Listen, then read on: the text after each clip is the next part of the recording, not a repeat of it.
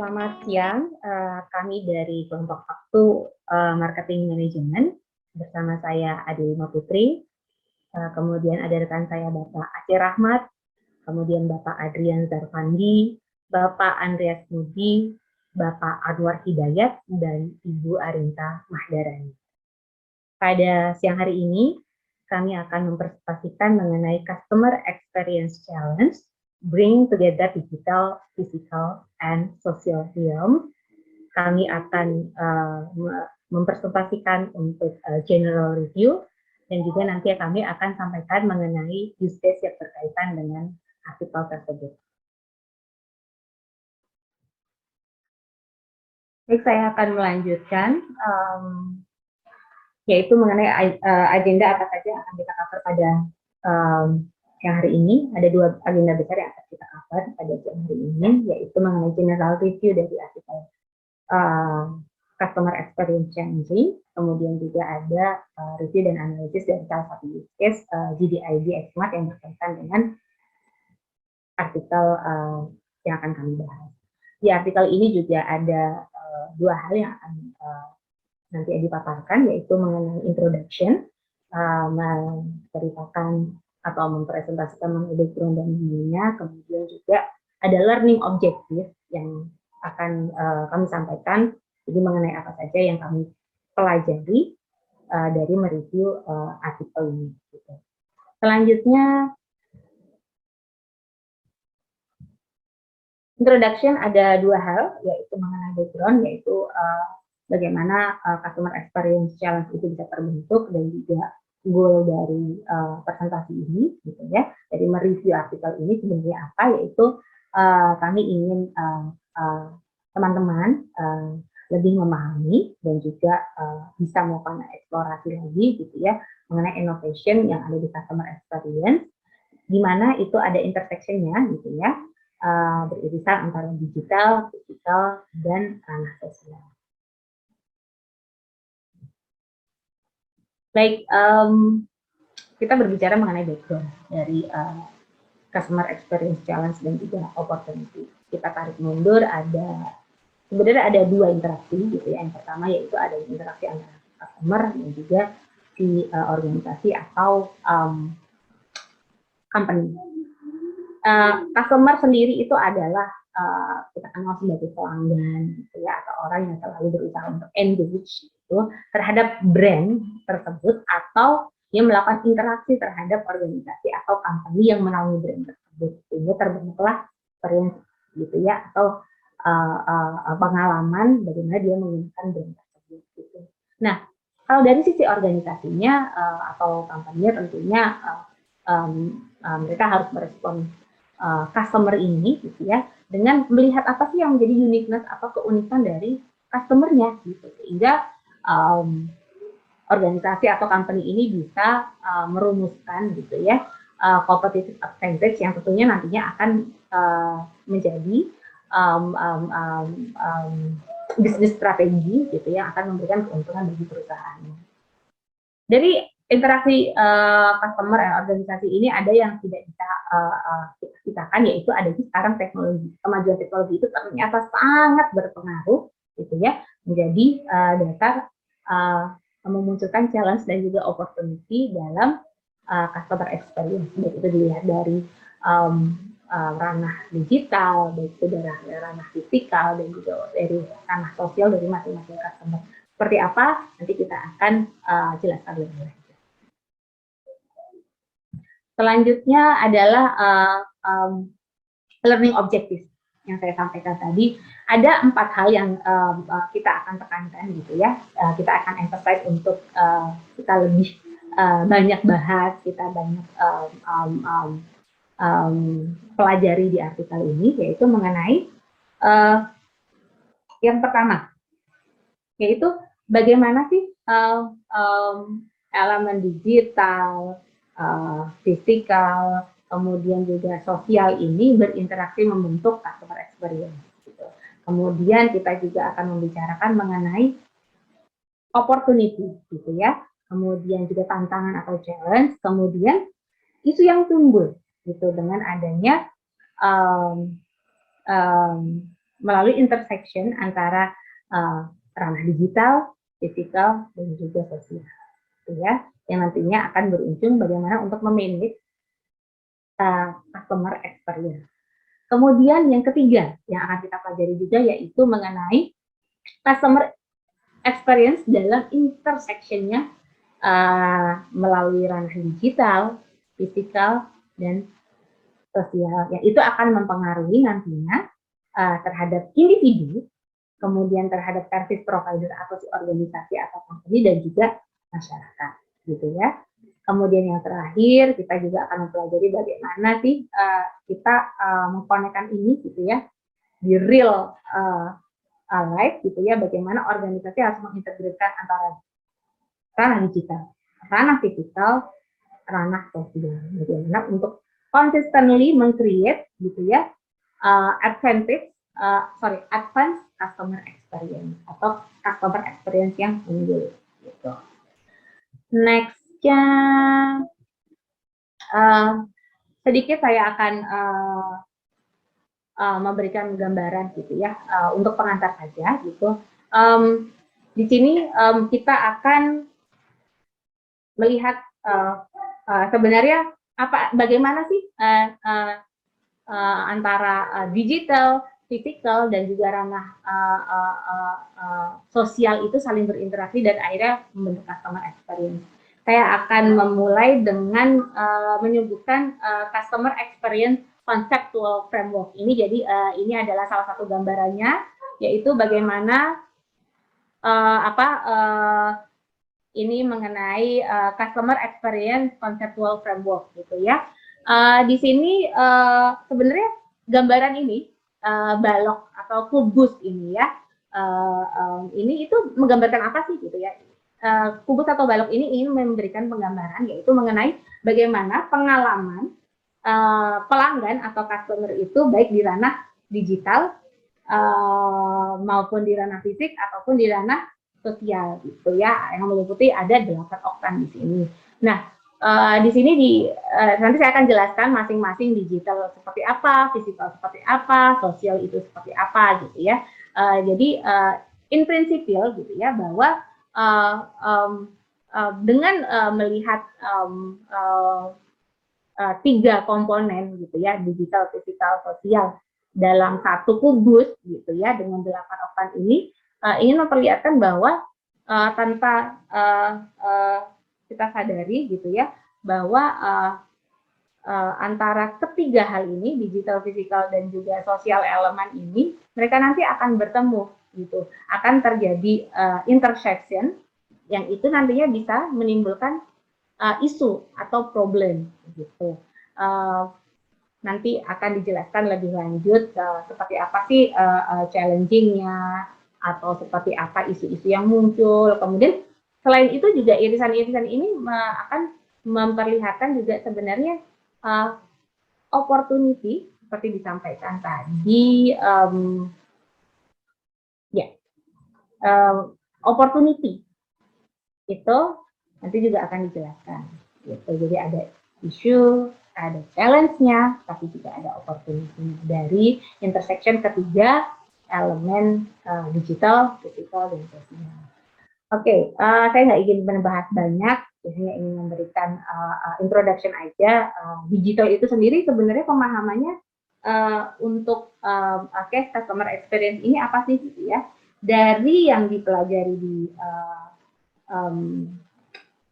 artikel, gitu ya, bahwa ketika berbicara teknologi itu tidak bisa dipisahkan dari dunia digital, gitu. Jadi di dunia digital itu dia automatically dia merubah, gitu ya, merubah bagaimana ekspektasi, bagaimana juga perilaku dari pelanggan, gitu. Nah, disinilah tantangannya bagi organisasi atau company untuk bisa mengakomodir dengan memanfaatkan teknologi yang ada, gitu ya, untuk menciptakan competitive advantage yang akan mendatangkan keuntungan bagi organisasi atau bisnisnya tersebut, gitu. Itu yang pertama. Jadi pemanfaatan teknologi. Kemudian Fisikal itu sebenarnya erat kaitannya ini seperti pengaturan tools, gitu ya, atau misalkan penataan ruang, gitu, yang sebenarnya menimbulkan kenyamanan dari si pelanggan atau customer, gitu. Jadi di sini juga perlu bagi organisasi untuk melihat ini dan juga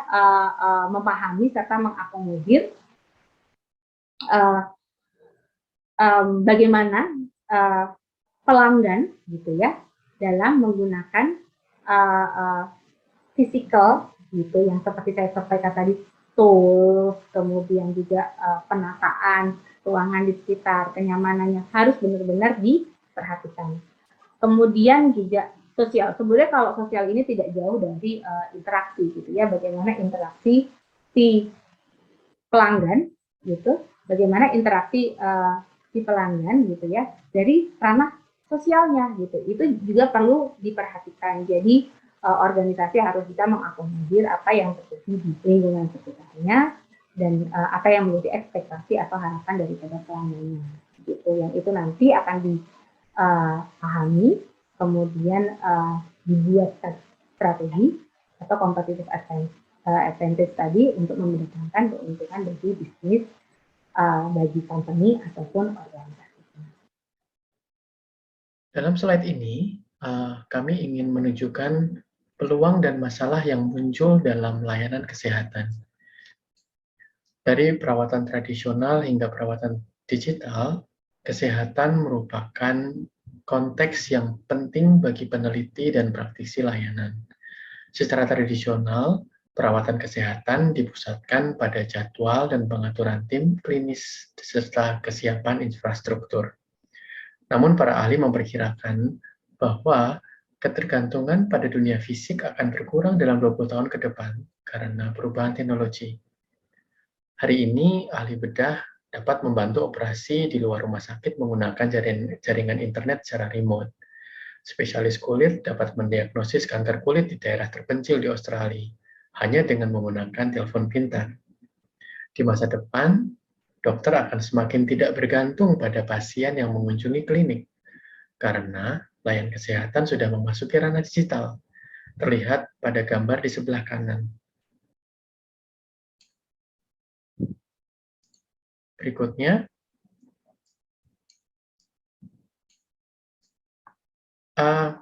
dari peluang dan masalah yang muncul dalam layanan retail dan profesional business to customer (B2C), dari layanan tradisional hingga layanan digital, teknologi digital sudah lazim di dunia industri, termasuk retail, otomotif, barang konsumsi, logistik, media, dan layanan profesional.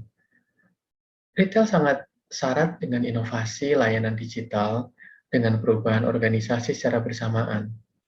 Di masa lalu, retail di dalam toko dan online dicirikan oleh kompleksitas fisik tinggi dan kehadiran sosial yang tinggi. Namun saat ini, keduanya sedang bergeser dari ranah kepadatan digital rendah ke tinggi, seperti tampak pada gambar. Jadi menggambarkan beberapa contoh dalam ruang digital fisik sosial. Konsumen yang tertarik dengan kemudahan akses digital untuk memberikan ulasan dan pembandingan harga telah bergantung pada belanja online dengan teknologi seluler. Ini tampak pada gambar di sebelah kiri. Ya, terima kasih Mas Andreas atas pemaparannya terkait peluang dan masalah yang muncul dalam layanan retail dan profesional B2C. Selanjutnya, saya akan menjelaskan mengenai tantangan-tantangan yang terjadi. Yang pertama, challenge of navigating the path of high digital density environment. Dalam hal ini, interkoneksi antar perangkat dan platform berpotensi menciptakan sistem layanan yang kompleks, di mana jika hal tersebut gagal dapat memiliki konsekuensi luas yang bisa sangat merusak. Misalkan, jika dulu teman-teman mengetahui mengenai T. T ini adalah chatbot yang dikembangkan oleh Microsoft, di mana ia adalah chatbot wanita yang memiliki akun dari Twitter-nya sendiri. Ia adalah proyek yang dibuat oleh Microsoft, yaitu adalah proyek machine learning yang dirancang untuk terlibat dengan manusia sehingga dapat berkomunikasi dengan anak berusia 18 hingga 24 tahun. Serta dapat belajar dari mereka dan menjadi lebih pintar seiring berjalannya waktu. Nah, masalahnya, dalam waktu 24 jam setelah TEI diaktifkan, ini men-tweet sesuatu yang kurang menyenangkan, di mana ia men-tweet tentang obat-obatan terlarang, dan dia juga men-tweet mengenai apa yang dilakukan oleh Hitler itu adalah sesuatu yang benar, serta dia men-tweet mengenai hal-hal negatif lainnya. Sehingga dikarenakan hal itu dan ditakutkan akan semakin berbahaya, Microsoft menutup layanan pada hari berikutnya. Nah, dari pemaparan di atas, ini menimbulkan tantangan karena tidak jelas teknologi mana yang dibutuhkan dan bagaimana penerapannya, serta bagaimana mengintegrasikan ke dalam infrastruktur teknologi, informasi, dan komunikasi yang ada dalam sebuah organisasi. Ya, tantangan yang selanjutnya adalah challenge of navigating the path to high social presence organization.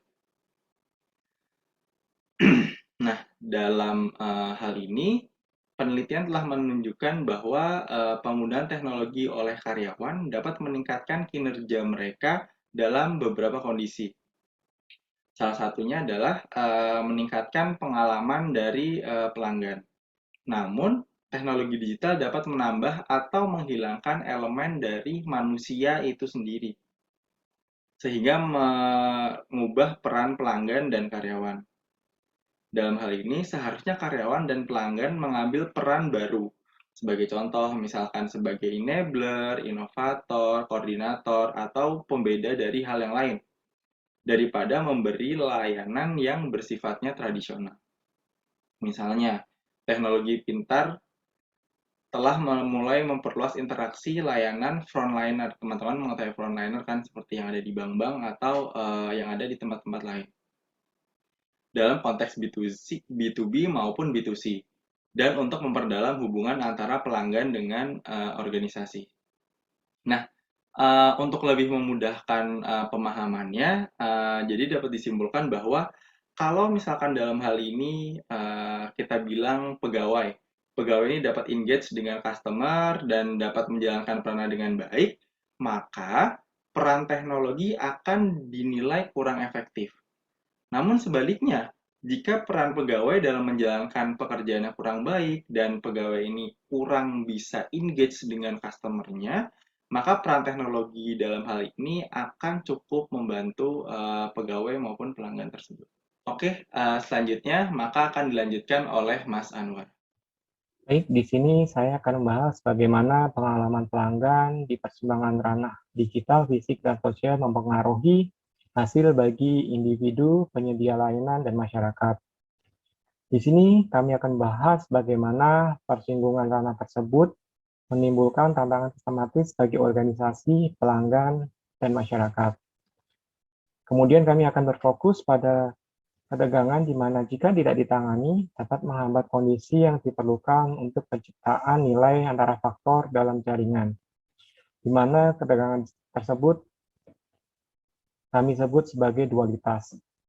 Dualitas didefinisikan sebagai pertentangan antara kontras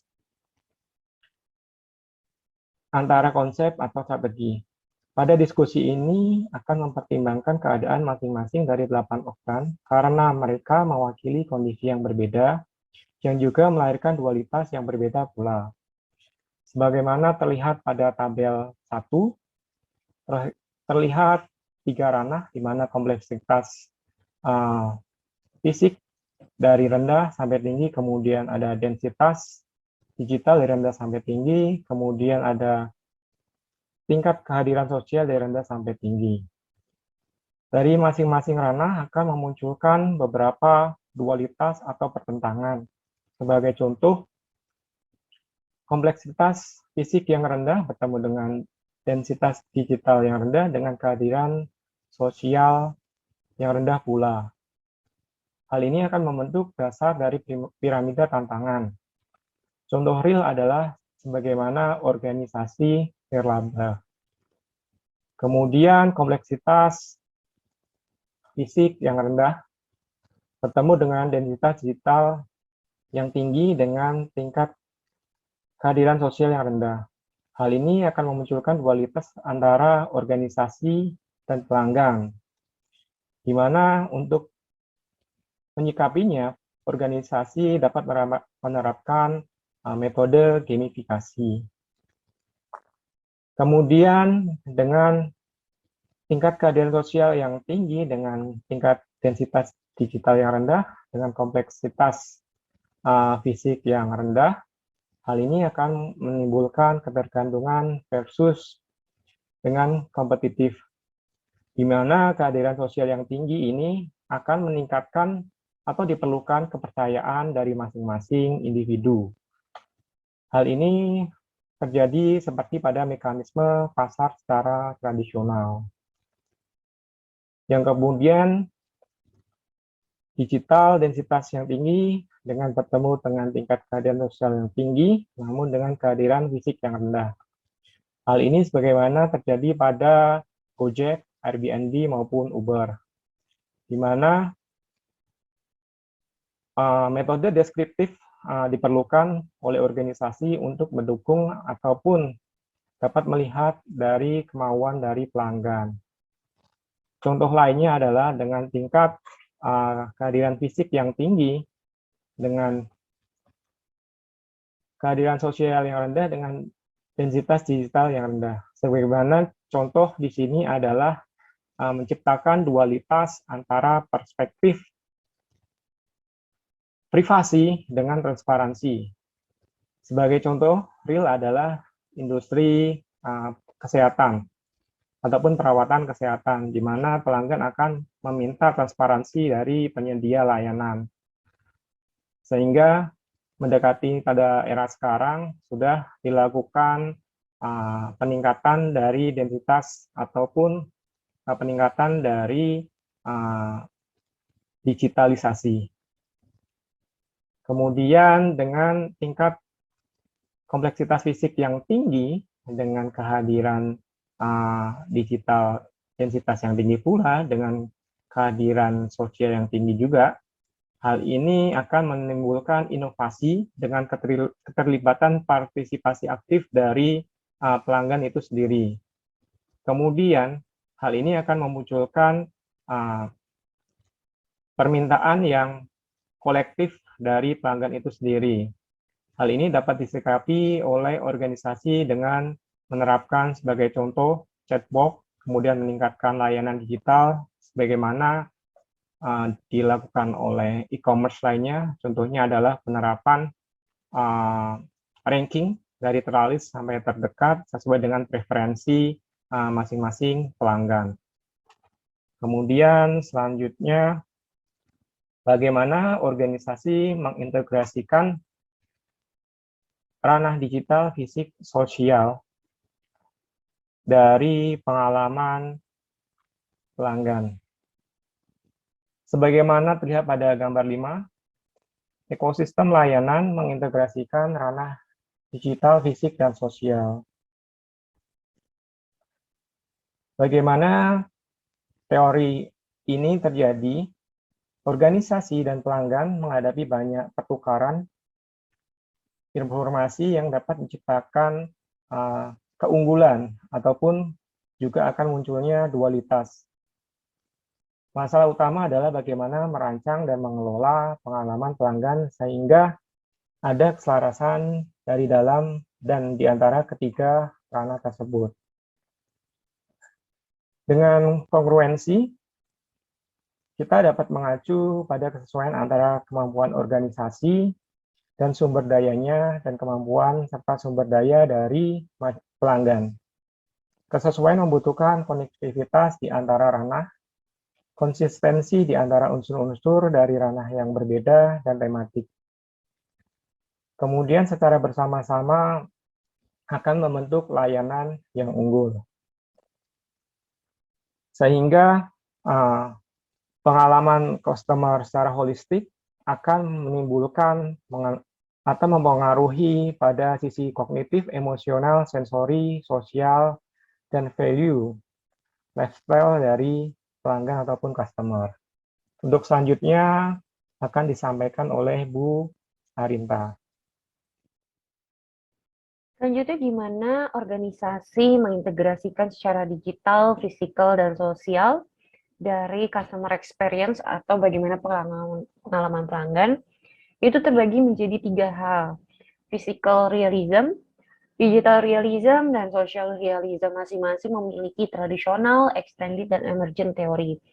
Untuk physical realism sendiri, dari segi tradisional atau secara teorinya, di mana physical realism ini adalah sebuah ketertarikan yang didefinisikan berdasarkan lingkungan sekitar, di mana didominasi bagaimana seseorang tertarik karena adanya arsitektur ataupun adanya area yang menarik dari pelanggan ini, seperti itu. Di mana ketertarikan ini menjadikan pelanggan merespon suatu hal untuk memutuskan bagaimana mereka bereaksi, di mana di sini dimanfaatkan untuk melakukan pengalaman yang lebih melalui adanya physical surrounding, seperti itu.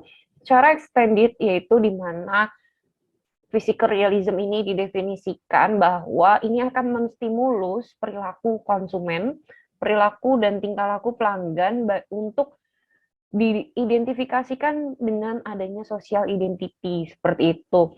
Di sini memang selanjutnya, physical realism juga dibentuk dengan adanya secara teori emergent teori, di mana di emergent teori yaitu adanya pertukaran informasi yang ada secara sosial dan ekonomik, bagaimana customer ini itu memblending atau membaur kepada lingkungan sekitar yang ditawarkan, seperti itu.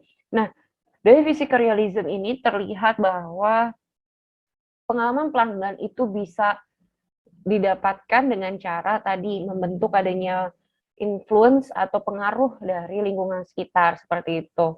Yang kedua, digital realism, di mana digital realism ini menentukan bagaimana seseorang terinfluence atau terpengaruh secara langsung dan tidak langsung dalam perilakunya untuk melakukan sesuatu melalui media teknologi, seperti itu, dan pengalamannya yang dirasakan dari media teknologi, di mana penggunaan teknologi ini menjadi sangat penting karena memang menjadi pelayanan yang utama bagi customer, di mana customer akan merasakan pengalamannya lewat digital realism, di mana memang secara keseluruhan digital realism ini memang cukup kompleks seperti itu. Dan memang teknologinya akan menghubungkan customers dan akan menghubungkan dengan kebutuhan customer secara private, secara publik, maupun secara profesional, seperti itu. Dan diharapkan memang dengan adanya digital realism ini dapat merubah atau memberikan pelayanan kepada customer secara lebih, seperti itu. Dan selanjutnya ada social realism, di mana pengalaman pelanggan dari social realism ini juga akan berpengaruh kepada perilaku konsumer, seperti itu. Di mana adanya perilaku dari social realism ini yaitu diciptakan berdasarkan tadi adanya bantuan dari pelayanan yang dimana didapatkan dari adanya pertukaran informasi antara service provider atau perusahaan penyedia jasa pelayanan. Seperti itu, misalnya seseorang dilayani dengan baik oleh pegawainya, itu menentukan sebuah customer experience tersendiri bagi pelanggan, seperti itu.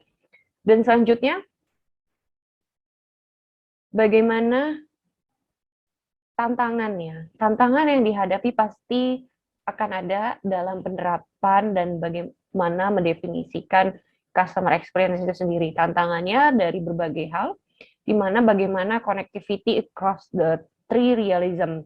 Bagaimana hubungannya dan bagaimana cara menghubungkan antara physical realism, ketertarikan seseorang karena lingkungan sekitarnya secara fisik, maksudnya adalah secara arsitektur, bangunan, ataupun merasa nyaman terhadap lingkungan yang terlihat di sekitarnya. Dan bagaimana kenyamanan customer atau pelanggan dari segi sosial, seperti itu. Dari mana cara pelayanan dari orang yang menyediakan penyedia jasa untuk produk sesuatu hal kepada customer, dan bagaimana digital ini menjadi sebuah tools atau alat bagi para customer untuk merasakan pengalaman yang lebih, seperti itu. Di mana connectivity ini atau bagaimana mengaitkan tiga hal ini menjadi sebuah tantangan. Namun memang selanjutnya, tantangan selanjutnya adalah legitimate access to sensitive or personal identifiable information, di mana akses ini dapat disatukan di sebuah sistem, di mana juga mekanismenya, bagaimana aturannya, seperti itu. Bagaimana ketika organisasi, reputasi sebuah organisasi ini ditentukan oleh sistemnya, seperti itu. Bagaimana kejelasan informasinya, itu menjadi sebuah hal yang memang mempengaruhi adanya pelayanan pelanggan berdasarkan pengalaman tersebut.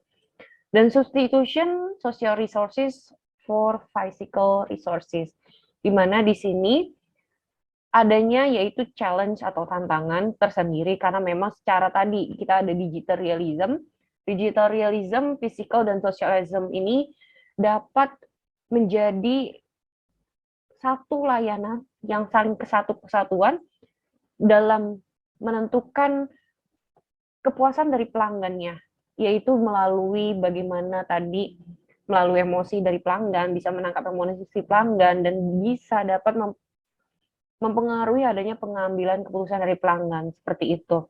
Dan memang adanya dari substitusi digital dan social service juga dan physical resources atau bagaimana ketertarikan pelanggan dengan lingkungan sekitarnya yang ditawarkan oleh penyedia jasa itu menjadi satu hal yang memang cukup menjadi tantangan terbesar sebenarnya, seperti itu. Blurring of participant role selanjutnya, di mana apa saja yang dimiliki oleh penyedia jasa atau perusahaan atau organisasi memperlakukan customer-nya. Bagaimana mereka bisa men-sharing fungsi-fungsi yang ada di perusahaan ini secara baik, di mana customer di sini tidak ingin memang adanya risiko seperti itu dalam melayani customer ini, seperti itu, di mana customer ingin tidak adanya risiko atas adanya pertukaran dari value yang didapat antara perusahaan maupun customer, seperti itu. Di sini memang perusahaan harus mencoba untuk bisa mengintegrasikan semua sistem dan servisnya secara tersentral sehingga tidak ada lagi ambiguitas terhadap roles atau ambiguitas terhadap guidance antara hubungan customer dan organisasi, seperti itu. Bagaimana kongruensi across realism itu menjadi sebuah tantangan juga buat perusahaan dan customer, seperti itu. Di mana di sini customer juga ingin seperti apa secara luas, secara garis besar. Customer ini juga pengen punya pengaruh seperti itu, dan punya pengaruh ini juga bagaimana pengaruh ini ditangkap oleh perusahaan, seperti itu. Di mana pengaruh ini memang menjadi sebuah praktis, atau praktis itu adalah sebagaimana menjadi sebuah tingkah di mana tidak ada blur area dari customer, seperti itu. Customer ingin kejelasan juga, dan memang semoga ini ditangkap juga oleh para penyedia jasa. Jadi kongruensi across realism secara garis besar bagaimana ketika layanan yang ditawarkan kepada customer ini itu adalah layanan yang benar-benar cocok untuk customer, seperti itu. Jadi tidak ada lagi bias, tidak ada lagi yang mana area yang abu-abu bagi customer, seperti itu. Dan selanjutnya dynamic capabilities and resources, di mana customer tahu, merasakan bahwa perusahaan ini atau penyedia jasa ini memang memiliki kapabilitas yang baik, seperti itu. Kapabilitas ini dalam konteks apa? Bagaimana organisasi ini dapat menyediakan kualitas dari jasanya, bagaimana perusahaan bisa melakukan kustomisasi atau adalah dapat menerima kebutuhan customer yang ada, baik yang ditawarkan maupun yang memang menjadi kebutuhan tersendiri bagi customer yang mampu disediakan oleh perusahaan, seperti itu. Tadi kita sudah tahu memang adanya challenge ini dari bagaimana connectivity-nya, bagaimana perusahaan mengkonektivitikan antara physical, social, dan digital realism untuk menciptakan sebuah value bagi customer, sehingga menghasilkan customer experience yang baik, seperti itu. Di mana adanya kejelasan informasi, bagaimana kejelasan siapa yang memang melayani mereka, seperti itu, siapa yang bertanggung jawab atas pekerjaan siapa, dan memang tidak ada lagi area yang blur, di mana semua risiko itu adalah sudah jelas gitu. Customer tidak ingin menggunakan jasa atau produk yang memang adalah sistemnya tidak jelas. Bagaimana saya memesannya misalnya seperti itu. Bagaimana saya tahu di mana saya dapat melihat produk yang ditawarkan seperti itu. Di mana engagement-nya seperti itu. Di mana juga tidak ada kongruensi antar realism tadi antara digital, physical, dan sosial, di mana semuanya sudah terdefinisi dengan jelas. Selanjutnya tadi terakhir tantangannya adalah dynamic capabilities and resources, di mana dari kapabilitas yang ada secara dinamis dapat dimanfaatkan oleh perusahaan untuk menyediakan jasa yang dibutuhkan oleh customer, baik yang jasa disediakan oleh customer maupun keinginan customer yang diakomodir oleh perusahaan atau penyedia jasa. Lalu bagaimana kita secara simultan, secara kesimpulannya untuk menyelesaikan adanya keterbatasan dari 3 hal, physical, social, dan digital realism. Kita harus mendefinisikan 3 hal secara garis besar. Where are we now? Di mana kita saat ini? Di mana di sini kita harus mengetahui, menganalisa apa saja yang customer kita butuhkan. Secara digital, secara fisik, dan secara sosial.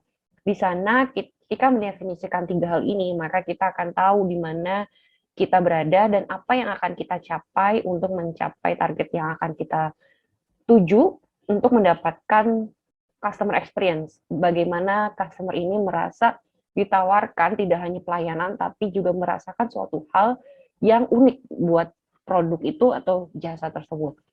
Where are we going? Yang kedua, setelah where are we now, dan selanjutnya where are we going? Kita mau kemana? Seperti itu. Perusahaan wajib menyediakan tools ini, where are we going, karena kita tahu di mana target kita. Secara konseptual, memang ini adalah sebuah framework atau sebuah alat yang menentukan apa sih yang diharapkan sama customer untuk kita secara 3 hal tadi, dari physical, dari digital, dan dari sosial. Ketika kita tahu apa yang diharapkan oleh customer, maka adanya interaksi tadi, teknologi, kita tahu bagaimana nantinya target kita, teknologi seperti apa yang dibutuhkan, physical seperti apa yang dibutuhkan, dan social realism apa saja yang dibutuhkan oleh customer. Di sini kita pasti akan tahu dan akan tertarget juga yang dibutuhkan oleh customer. Seperti itu. Yang terakhir adalah way forward. How technology enables service that will change the formation of customer experience as well as providing managerial insight. Bagaimana teknologi dapat melayani semua layanan yang ada dan adanya pertukaran informasi dari customer, di mana tadi teknologi ini menjadi salah-satunya alat juga yang bisa memberikan customer ini sebuah kepuasan tersendiri melalui penggunaan teknologi yang masif atas jasa dan produk yang ditawarkan. Contohnya, bagaimana respon time-nya, seperti itu. Karena memang menggunakan teknologi ini tidak ada batasan waktu untuk melayani pelanggan, sehingga customer merasa puas, tidak hanya merasa puas, tapi customer juga merasakan pengalaman baru dari adanya kecepatan dari pelayanan untuk masing-masing customer.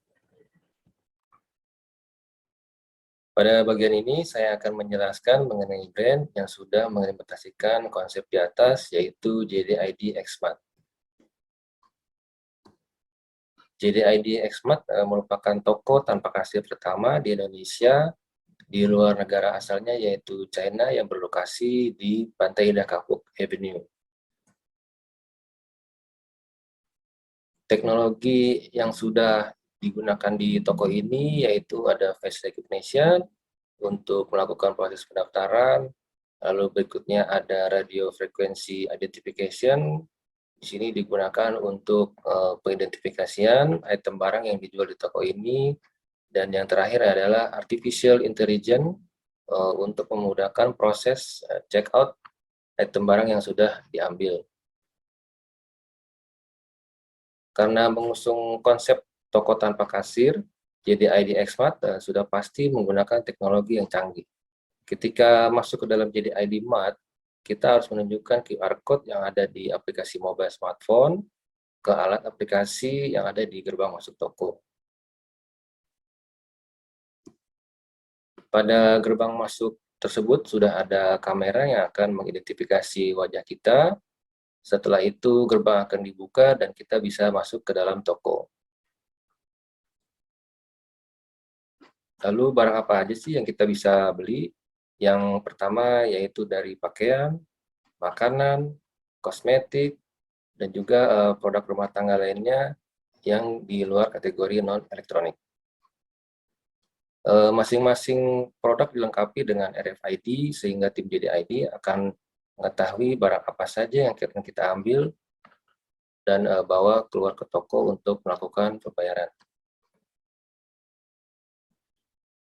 Pembayaran barang akan dilakukan secara otomatis terhubung dengan akun pengguna yang ada di aplikasi JDID.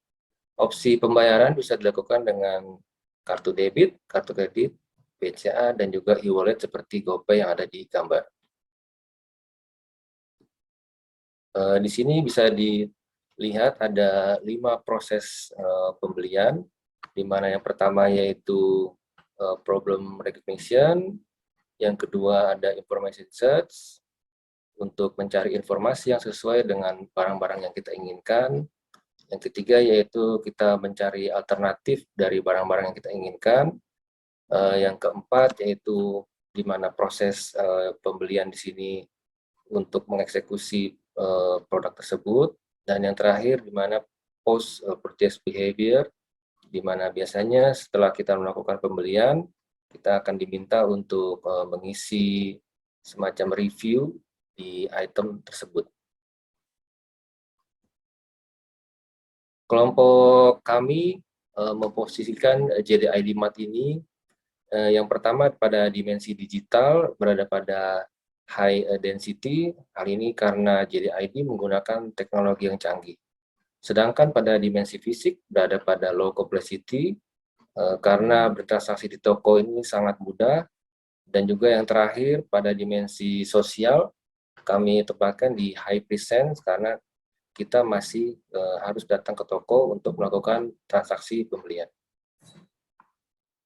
Demikian presentasi dari grup kami mengenai Customer Experience Challenges, Bringing Together Physical and Social Realm. Terima kasih. Wassalamualaikum warahmatullahi wabarakatuh. Selamat siang dan salam sejahtera bagi kita semua. Om Swastiastu.